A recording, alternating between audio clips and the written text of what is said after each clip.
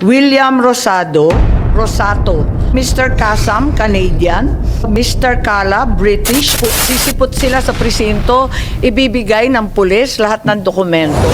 Ito mga kabayan, natuklasan po ni Senator Amy Marcos ang pagdating ng ICC sa ating bansa noong taong 2024. At ayon sa kanya at sa pag-imbestiga na dumating na report ay kinuha lahat ang mga ebidensya at dokumento na nagpapatunay sa mga ginawa ni former President Roa Duterte nung panahong drugs on war niya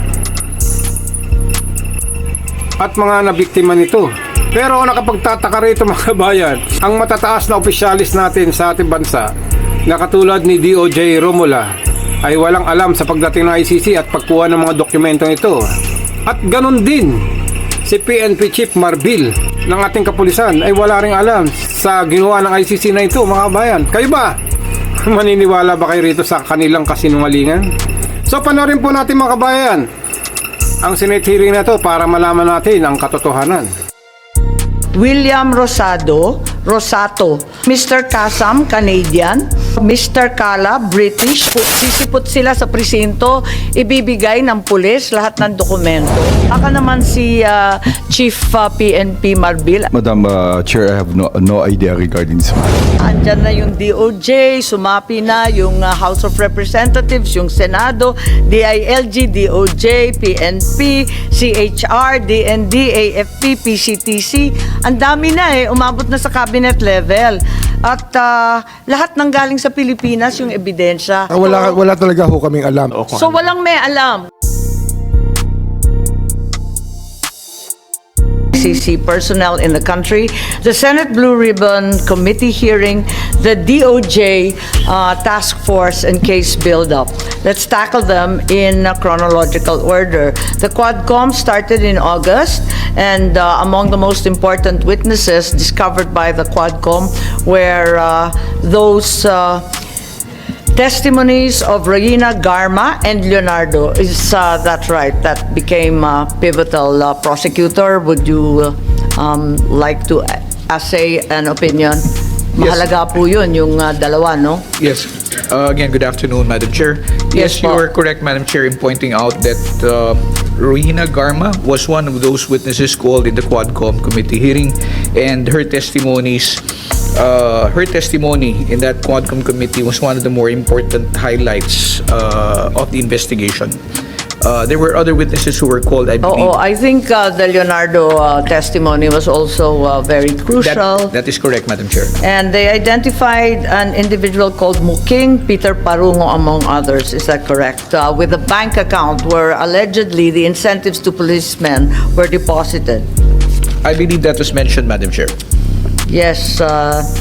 Okay. And SOJ thereafter urged the DOJ to cooperate and assist with the Quadcom in providing all the testimonies necessary. Is that correct, Secretary Remulla?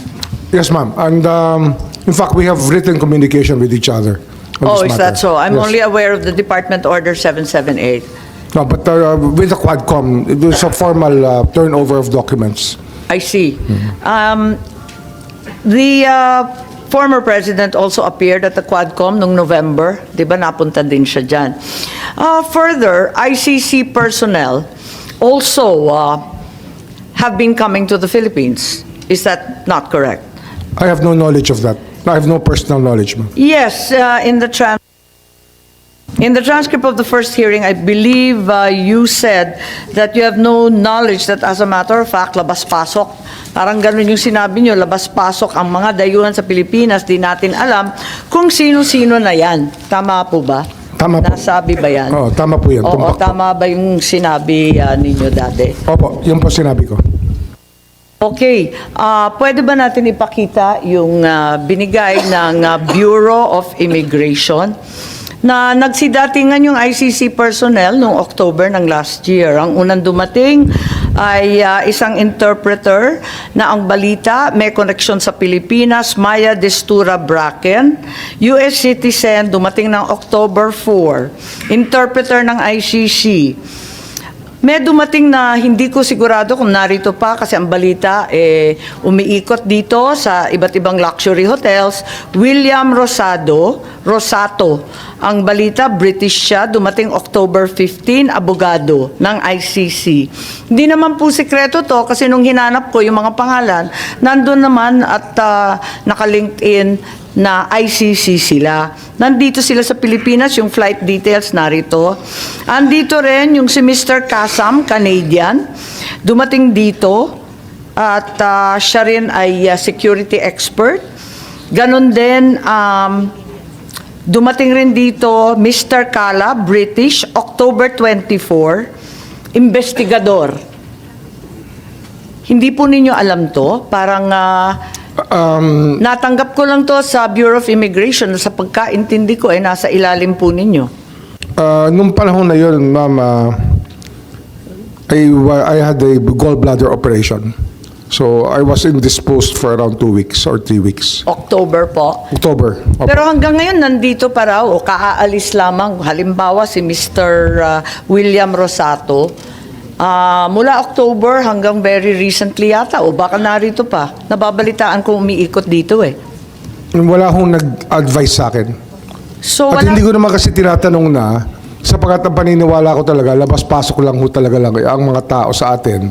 At hindi naman pwedeng tanongin kung ICC sila o hindi. hindi naman pangkaraniwang tao to eh. Talagang ICC investigator to. So, walang pake ang DOJ, hindi kayo interesado eh. ICC nang pinag-uusapan. Ano ho yan eh? Unless meron po silang naging atraso sa bansa at meron silang ginawang illegal, ay wala ho tayong magagawa dahil sinusubukan po nating igalang talaga ang karapatan ng lahat. Sinasabi ninyo na ganun, subalit mukhang may proposed agenda sila para magbigay ng mga dokumento, affidavit, mga post-mortem record. Somebody clearly arranged for their accommodations and transport, hindi po ba? Alam nga naman hindi ko nag-grab ano car eh. yan o 3 sakay ng jeep para umabot sa batasan. Kasi sa batasan sila di ba? Alam nga naman na alam nila, mga British, mga American, nakakakuha sila ng dokumento sa mga presinto. Hindi nga namin makuha, mga senador kami. Ano ho kasi, ang mga dayuhan po na kagaya po nila sa nationalities nila, visa-free po yan for 30 days. Oo, alam kong visa-free, pero alam nila pumunta sa iba't ibang presinto sa Caloocan, alam nila hagilapin yung mga tao sa Batasan Hills, at higit sa lahat, tinulungan sila ng pulis para kumuha ng mga PNP documents. May alam ba kayo, General Torre, Chief Marbil? Malamang po, kung Bakit kung tinutulungan? tatanungin niyo po ako dyan, kung may alam akong maaring tumutulong sa kanila, marahil may kilala po akong tumutulong sa kanila. Isang pari po na matagal ko ng kaibigan na tumutulong sa kanila. Hindi, kasi ang liwaliwanag, andito sa screen, hinihingi nila yung mga testigo, yung documentation, mga police blotter, mga ebidensya. Hindi yan binibigay sa miski sinong turistang tumatambay. Tinulungan talaga sila, di ba? Hindi po ang DOJ ang tumutulong sa kanila. Sino kaya ang tumutulong? Baka naman si Chief PNP Marbil, alam niyo kung sino tumulong. Dahil nakakuha sila eh. Pati mga ospital, nakadali sila ng mga confidential records kung sino-sino ang DOA na dumating sa East Avenue. Sinong tumulong sa kanila para hagilapin lahat ito? Kasi hindi naman makapanipaniwala isang British, Canadian, Amerikano, nakakaikot sila, sisipot sila sa presinto, ibibigay ng pulis lahat ng dokumento. Marami ho kasing civil society organizations na tumutulong talaga sa kanila. Di ba yan din nga ang reklamo nila, hindi sila binibigyan ng dokumento ng pulis? Baka si Chief Marbil, may alam po ba kayo? Bakit binibigay lahat itong hinihingi? Madam Chair, Police blotter, seized evidence, radio transmissions. Naku, talaga, tactical operations na to, ang bigat Tapos yung drug operation details, total number during the time period. Yan ang hiningi nila sa Batasan Hills eh. Tapos ibinigay naman. Ba't po nagkaganon? Kadali-dali sa kanila. Madam Chair, Hirap there's, na hirap po kami dito sa Senado kumuha ng mga ebidensya katulad niyan. Madam Chair, during my time as Chief of the Philippine National Police, I have no request coming from the ICC to give any information regarding this matter. Si Executive Director Alcantara, alam po ninyo na may humihingi ng kung ano-anong papeles. ICC, nagtanong ba sila? Meron pang bank records di ba? May bank I'm sorry, secrecy madam. tayo. I am not privy to any of these. All these requests. Hindi nakakapagtaka kasi yung agenda na ibinigay ng ICC na pagkatagal-tagal nila rito at saka detalyado to ay hindi biro-biro, Police Station 6, Batasan Hills, QC. Lahat ng blotter, seized evidence, etc. Paano nila na-pinpoint yung ICC, na-pinpoint yung Police Station 6 sa Batasan Hills? Ang galing naman po nila, kararating pa lang sila sa Pilipinas, alam na nila lahat ng lugar. I think it's the Committee on Human Rights before the Quadcom that came out with the Station 6 reports. If I recall it right, I think it was Congressman Abante who was chairing that hearing. Tinulungan daw sila ng Colonel Romil Abenido, tao yata ni General Torre, tama ba yun? Doon sa Batasan Hills, sa Station 6, nung QCPD daw kayo, tao ninyo, tama ba yun? Madam Chair, in the next hearing, can we require the presence of that Colonel Abinedo? Kasi yun ang tinuturo at yun ang nabanggit ng ICC. Kilala po ba ninyo si Colonel Romil Abenido po, General Torre? Romil Avenido is the station commander of Police Station 1 when I was the QCPD district director, ma'am. That's He was right. transferred to Station 6. That's right. I'm not the district director already. That's right. He was then transferred to Station 6. And you can't just walk into a police station and start demanding all sorts of documents. And who liaised with them? Sinong nagbantay sila sa kanila? Alam ko na may mga magagandang sasakyan sila. Paikot-ikot sila. May security pa sila. Ang balita, police pa nga nagbabantay. So, siya rin ba yan, Chief PNP? Madam Chair, during my time, I have no request coming from the ICC or any from. So I have no idea about it. Sinasabi nyo during my time, kailan ba kayo naging Chief PNP? Ma'am, April 2024. Oo, ito October 2024, yung iba na natili rito hanggang palagay ko yung iba aalis lang o kundi narito pa. Matagal That sila. is- So Madam it's Chair. during your time po. That is already during his time. Very much your October time. na yun Madam Chair, with that, I have no idea and have no request coming from the ICC po. But sino nagbigay ng security? Na police? Sir, I have practically no idea po, sir. Sigurado po kayo? Kasi nakakuha rin sila ng medical records, may financial records, police records, forensic evidence. Medical records are confidential, alam naman natin lahat yan. Paano nila nakukuha lahat yan, pati CCTV? Paano nila nakuha? At very precise ang pagkakuha, ang dali-dali. Sinong tumulong sa ICC sa palagay ninyo? Wala ba kayong suspecha o alam kung sino? Ma'am, Madam Chair, we will just investigate, but I have really no idea regarding this matter. Si General Torre, pinuno ng CIDG. Siguro alam niya, kapag may tao na nagtatanong sa mga presinto, sa mga ospital, hindi ka ba magdududa, mga dayuhan pa man din? Hindi ka ba magtataka na patanong-tanong? Siyempre, alamin mo, ano ba nangyayari dyan? Ba't nakikialam? Hindi mo ba naramdaman na andito na yung mga dayuhan, tanong na ng tanong, ang dami-daming hinihinging ebidensya. Sino tumulong sa kanila? That is why, Madam Chair, I move that certain Colonel Abinedo be required to be present in the next hearing. Ganon. At may nababalitaan kami, may Mark Diskay daw na alalay nila. Tapos nasa 5-star hotel sa Raffles at madalas sa Maidas. At doon nagtatrabaho. Maraming presidential suite, sunset suite. At kung ano-ano, 5 to 6 security daw na provide ng ating kapulisan. At 4 to 5 na mga tsuper na nag-i-standby. Tapos umiikot sila, may mga escort pa sila na Pilipino. At ang balita ko, Nagkaproblema pa sila dahil doon sa Forbes Park may umihi yata at nagalit yung mga kapitbahay. Kaya ako lang narinig to kasi mga VIP daw, kaya hindi daw pwedeng guluhin. Wala kayong nababalita ang ganyan? Yung tungkol sa pagtitipon, pagkakaladkad sa iba't ibang testigo dyan sa Midas Hotel, may mga important individuals, mga VIP rin, na ini-interview nila 3 oras minsan. Hindi rin nyo napapansin.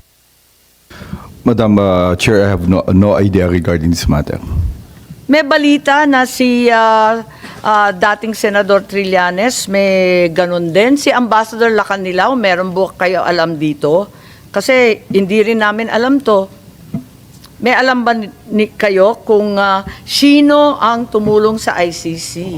Wala ma'am, wala ma'am. Wala ho akong knowledge regarding sa ICC on their dito status nila dito o kung So walang may alam kung sino tumulong sa ICC. Pero tinulungan sila ng todo. At sigurado ako na may suspecha siguro tayo. Sinong tumulong sa ICC? Andyan yung NSC, laki-laki ng budget sa Intel, may Intel funds AFP, may Intel funds lahat ng PNP. Ang laki ng confidential fund, Office of the President, may NICA. Sa lahat nito, sa bilyon-bilyon na inaalat namin sa confidential and intelligence fund, hindi ninyo naramdaman kailanman na nandito na yung ICC October pa na nakaraang taon. Tama po ba?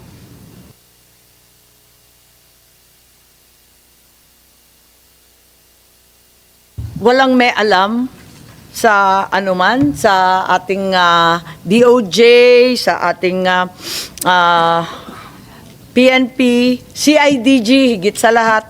Wala kayong nakikita kahit kinukunan na tayo ng kung ano-anong ebidensya at mga confidential papers. Wala kayong alam. Madam Chair, for the PNP, we didn't get any requests coming from ICC to help them regarding the evidence that they need. Okay, tignan natin. Sige, let's head on. Una, may Quadcom. Ikalawa, yung Senate Blue Ribbon. Ikalawa, yung ICC mismo napunta rito. Ikatlo, meron pang Senate Blue Ribbon. Naalala nyo, napunta rito si Presidente Duterte noong October at nagtestigo. Kaya lang walang sumipot kina Garma, Leonardo at Kerwin Espinosa. Di ba? Yun yung nangyari sa Senate Blue Ribbon. Maliban doon, ikaapat, may DOJ case build-up.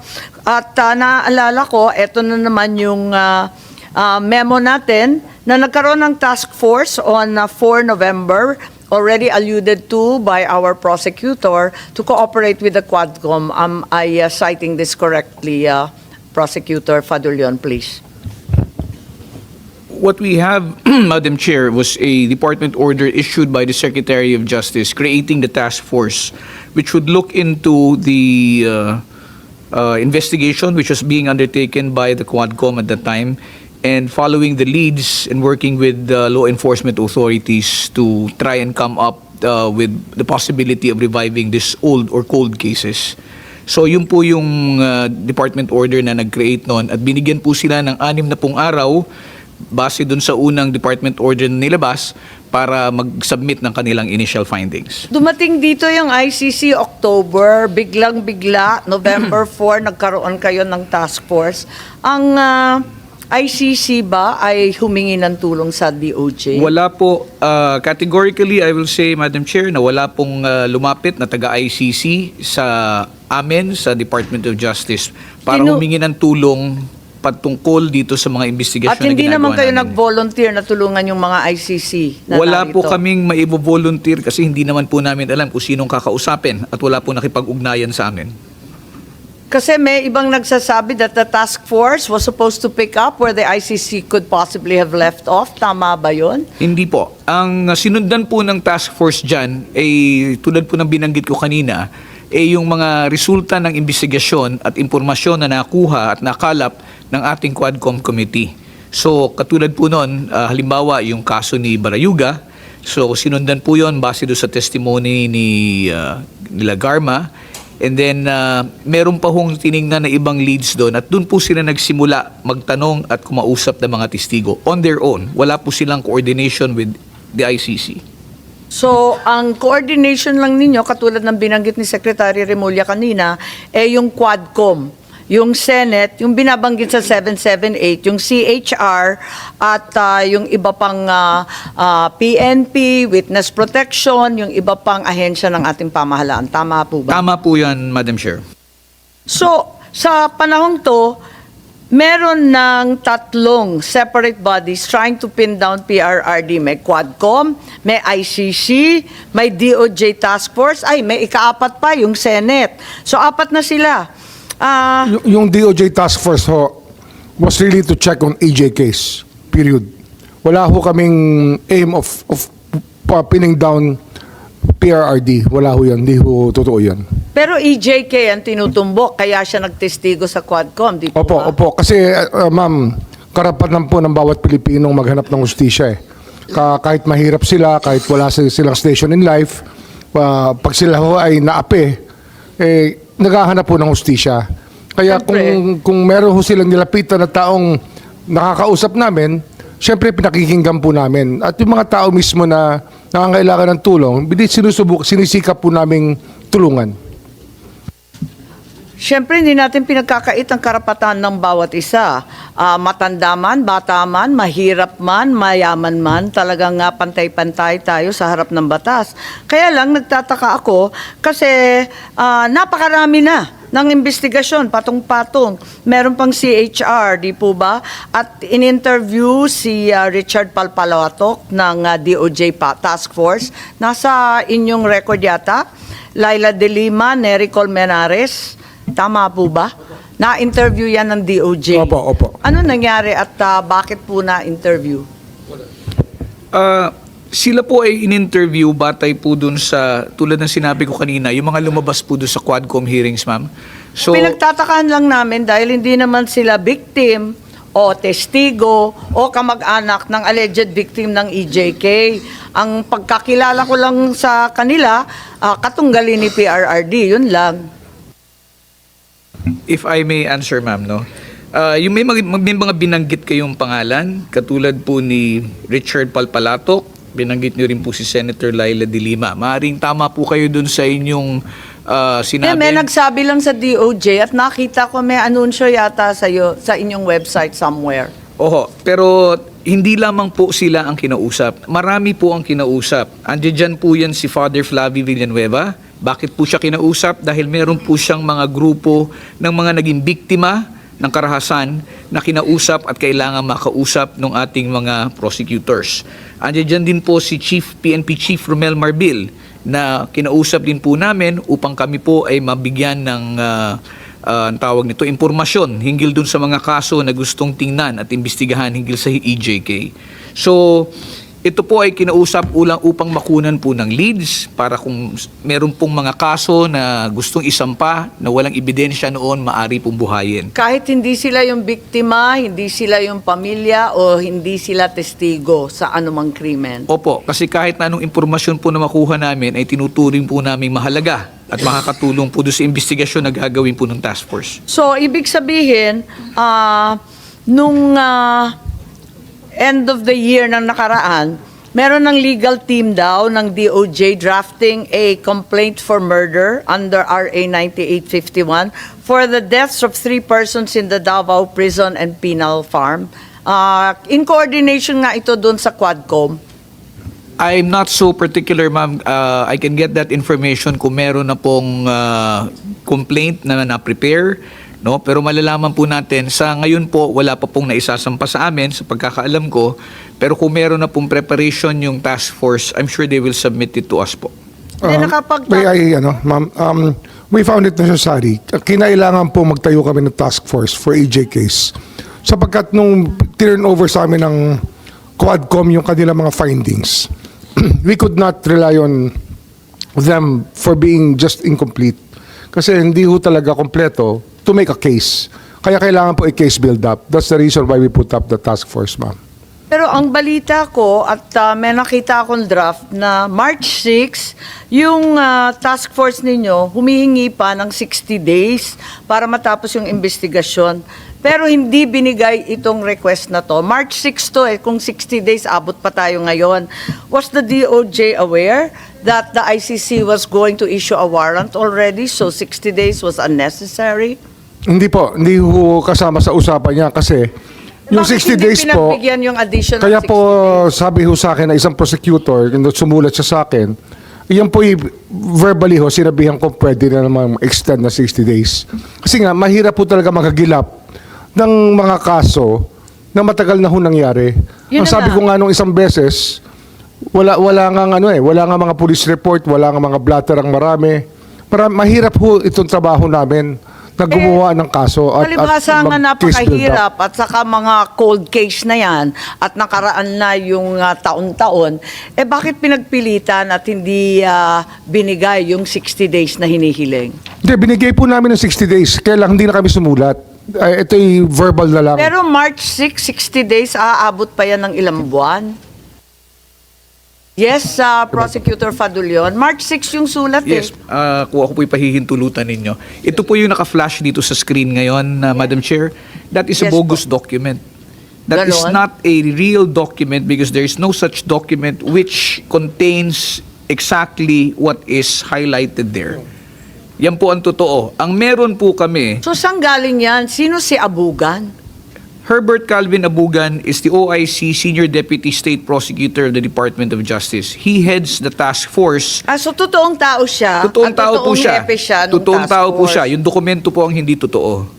Dahil sa, kung titingnan niyo po, Madam Chair, wala hong pirma yan. Kung yan po ay totoong memorandum na nakalusot at nakarating doon sa kinauukulan, dapat po pirmado yan. So binaliwala na lang to at para sa ating lahat, sinasabi nyo peke to. Manufactured po ito kasi po pinaghalo-halo nila yung nilalaman po niyan. Yung sinasabi po ninyong hinihingi na extension na 60 days, kaya nga po, hindi nga po totoo yung dokumento.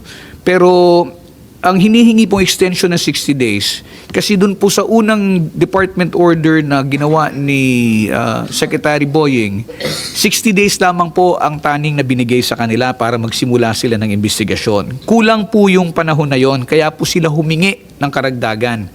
Now, part of those that are indicated in that document, no, na sinasabi naming non-existing, ang tanging dokumento na nilabas namin ay yung pinadala po namin sa Senate Blue Ribbon Committee, updating the Senate Blue Ribbon Committee on March 6, 2025 of the events that happened in So yun, tama yun. Opo. At hindi 60 days ang hinihingi. Walang ganon. Wala po kaming binabanggit na 60 days doon po sa sulat. So yun binigay ninyo sa Senate. Yes, Madam Chair. So, ang tinatanong ko lang, sa dinami-dami ng investigasyon, may task force pa ang DOJ, bakit yung DOJ hindi na lang nag-conduct ng sariling investigasyon? Imbes na nag-ICC pa at kung ano-ano pa. Nag-task force naman kayo. May Quadcom pa, may Senate pa, di ba? Tama po. Ang sinasabi ko, lahat ng ebidensya, dokumento, testigo nanggaling sa gobyerno ng Pilipinas. Lahat ng pangyayari ay nasapit dito sa Pilipinas. Ang buong kaso ng ICC sa ebidensya at testigo ibinigay ng Pilipinas. Bakit di na lang ang admin ang nagsampa ng kaso kay Presidente Duterte sa husgadong Pilipino? Takot ba tayo sa dating Pangulo? Wala ba tayong kumpiyansa sa ating mga huwes, sa ating mga husgado? Tignan natin ang mga kaso sa ICC. Ang liwaliwanag, unang-una, doon sa ebidensya ng ICC prosecutor, nanggaling lahat sa agendang ibinigay at kinalat ng ICC. Ang liwanag kasi lahat ng dokumento galing sa PNP, galing sa drug watch list, financial records, forensic evidence. Ikalawa, yung timing. Nagdududa kami kasi una, may committee report yung Quadcom ng 18 December, pagkatapos yung prosecutor, agad-agad pumila na ng warrant of arrest sa February 10. Pagkatapos noon, March 7, may ICC warrant. So, looking at this series of coincidences, parang may all-of-government approach na dakipin ng dating Pangulo. Ang hindi namin maintindihan, klarong-klaro naman na ito rin ang binasehan ng ICC case. So, gusto lang namin maintindihan kung paano nangyari. Hindi naman nila makukuha yan kundi galing gobyerno. Pwede po akong sumagot, ma'am. Yung binabanggit niyo po, ma'am, na confluence of events na nangyari, mga petsang binanggit po ninyo, wala pong kinalaman doon sa ginagawang investigasyon ngayon ng aming task force sa department. Ibig sabihin, nandyan pa rin yung task force? Nandiyan pa po yung task force. Hindi pa po natatapos yan dahil... Naku, magdahan-dahan ka ba to? Dahil sa napakarami pa pong kasong dapat tingnan. Ngayon, ang banggit niyo po, Madam Chair, is that bakit hindi na lang dito gawin yung investigasyon? Iba po yung naging subject ng investigation, kung di po ako nagkakamali, patungkol sa dating Pangulo. While it covers the period 2011 to 2019. Ito pong mga investigasyon na ginagawa ngayon ng task force ay patungkol po doon sa mga biktima, naging biktima ng tinasabing drug war. At itong pong mga tao na to ay ngayon pa lamang lumalabas. Sinasabi po natin, meron pong mga dokumento, andyan dyan yung mga ehensya na pwedeng lapitan. Hindi po ganun kadali. Pero maliwanag yung 2016 to 2019 na sinasabi nyo sa ICC, sako pa rin ng task force ninyo. Sako po siya, pero hindi kaya po siya nga, aktual na kaso na subject noong kaso na kinakaharap ngayon ng ating dating Pangulo. Ang amin pong ginagawa ngayon ay tingnan itong mga but they're overlapping surely, Prosecutor Fadulion. They may overlap, that's what we're trying to find out. That's what we're trying to find out po, ma'am. But what we're just saying... I think there's no mystery. Nandyan naman sa warrant of arrest ng ICC, nandyan naman sa prosecutor's brief. Maliwanag naman. Yes, it would overlap, ma'am. I would agree with you if the subject matter and the persons involved and the victims are the same. But remember, there are so many other cases which are being cited, and these are the ones which are being looked into by the department right now. Kaya kinakausap po yung mga testigo, at dapat po sana nating maunawaan na ito po ay pinaglipasan na ng panahon. Ilang taon na po ang nakadaan dito. Hahagilapin po yung mga testigo, ang mga dokumento at mga ebidensya. Kaya nga, nung unang hearing, sinabi talaga ni SOJ Remulla na natuklasan lang nila na magkakaroon ng warrant nung March 11. Pero nakikita natin, buwan-buwan na ito. Nag-umpisa pa nung Mayo, aktibong-aktibo na. At it involved the cooperation of so many government officials. At nandyan yung...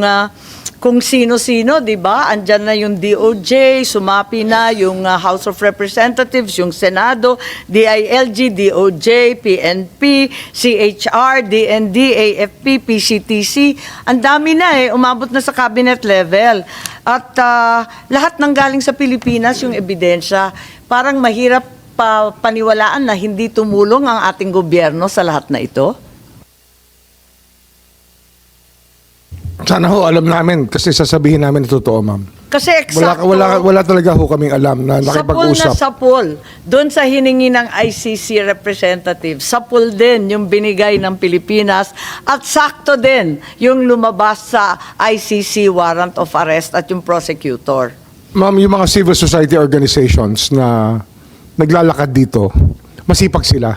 Nasabihin ko sa inyo. Pwede ninyong sabihin o banggitin yung pangalan? Kasi kahit civil society ka, kahit senador ka, hindi mo naman nakukuha yung mga police blotter, yung mga CCTV, yung mga medical records. Imposible mo naman makuha yan. Ayoko hong baka gantihan pa ho sila Kasi marami pa hong salarin na nakalaya pa rin hanggang ngayon at naka-uniforme pa rin ho. Senator Bato, ganun ba kadali makakuha ng bank records? Palagay ko, di ba, covered yan ng bank secrecy? Parang imposible makuha yan. Paano nakuha lahat yan kung hindi tunulungan ng ating pamahalaan? Hindi ko, I have no idea, ma'am. Basta Ang PNP marami masipag hong magkapang yung mga Ganon. civil society organizations Chief PNP at saka na General. nagpa-facilitate po ng lahat ng yan. Si Chief PNP po, si General Torre, sinasabi ninyo na makukuha yung forensic evidence, lahat ng testimonial evidence, police blotter, CCTV footage, at kung ano-ano pa, makukuha yan sa presinto. Basta pupunta ka doon, dayuhan ka. Halos hindi ka nga makapagsalita ng wika na naintindihan. Pero madadali mo lahat ng dokumentong yon. Ganun ba kaluwag ang presinto natin? Madam Chair, hindi po. We need a request coming from the court if you need, or coming from us, requesting us na kailangan po for investigation. So, nag-request po ba kayo? Dahil klaro naman, wala naman na court order. As far as I can remember, wala pong request coming from the ICC na mag-request sa PNP. So, dun sa Station 6, paano nila nakuha lahat yun? Sa Batasan Hills, sa QC. Paano na nadali lahat ng dokumentong yun kung wala namang court order at wala namang kayong utos? Madam Kahit Chair, ano pang sipag ng civil society, hindi nila makukuha yun kasi confidential, di po ba? yes, Madam Chair, but we will investigate regarding this matter, but I have no idea regarding this matter.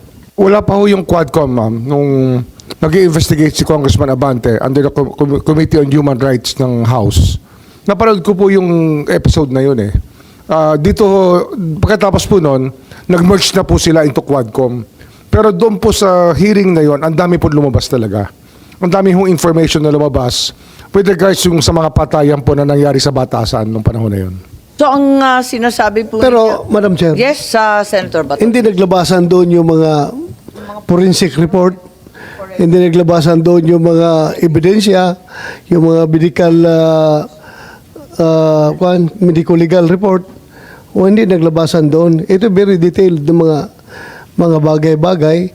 So, it gusto siya, Madam Chair, na kung yung complaint ng mga biktima ng AJK Kuno na hindi sila makakuha daw ng blatter sa istasyon, ibig sabihin, Pilipino yun ha? Complainant mismo.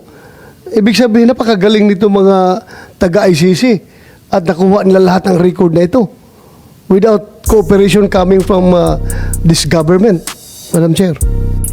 So, ganun nga mga kabayan, comment lang po kayo sa inyong mga reaksyon sa mga pangyayaring ito sa Senate hearing. Maraming salamat sa inyong panonood. At kung bago lang po kayo sa aking video at channel, paki-like and subscribe nyo na lang po para updated po kayo sa aking mga video ilalabas sa maliit na channel na ito mga kabayan. Maraming salamat sa inyong panonood, OFW Vlogger.